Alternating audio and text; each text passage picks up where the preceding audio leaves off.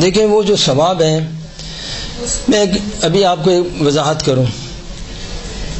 دیکھیں نوافل، یہ جو نمازیں آپ پڑھتے ہیں ان میں سے جو نافلہ ہوتی ہے، نافلہ نماز جو ہوتی ہے اس کے بارے میں کیا ہے؟ نافلہ میں سورہ حمد پڑھ لیں، رکوع کرو سجدہ کرو، بس کافی ہے. کوئی اور سورہ پڑھو نہ پڑھو، آپ کی نافلہ کیا وجہ صحیح ہوتی ہے یا نہیں ہوتی؟ وہ بھی میں یہ اس سوال کو سمجھانے کے لیے.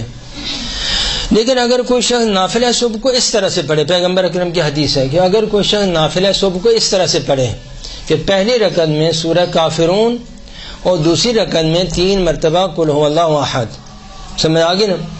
اگر اس طرح سے نافلہ صبح پڑھیں گے تو آپ کو کیا ثواب ملے گا؟ فرمایا کہ جو شخص بھی اس طرح سے نافلہ صبح پڑھے تو یہ پوری جو اللہ کی زمین ہے سونے سے بھری ہو اور تم اٹھا کے صدقہ اللہ کے راہ میں صدقہ دے دو، اتنا ثواب تمہارے نامہ عمل میں لکھا جائے گا. نافلہ صبح ویسے تو ہر سورت میں پڑھ سکتے ہیں، قل اللہ پڑھو نہ پڑھو تمہاری مرضی. سورہ بقرہ تم پڑھ لو، کسی نے منع تو نہیں کیا.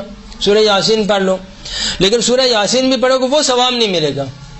ہاں میں نے 500 برابر سے بڑی سورت پڑھ لی ہے تو پڑھتے رہو، اس کا اپنا ثواب ہے. ہمیں اس طرح سے پڑھو گے تو کیا ہوگا؟ ایسا اس کا اپنا ثواب ہے.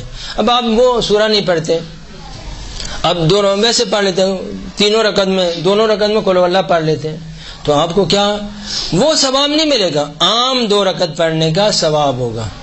اگر ان شرائط کے ساتھ پڑھیں گے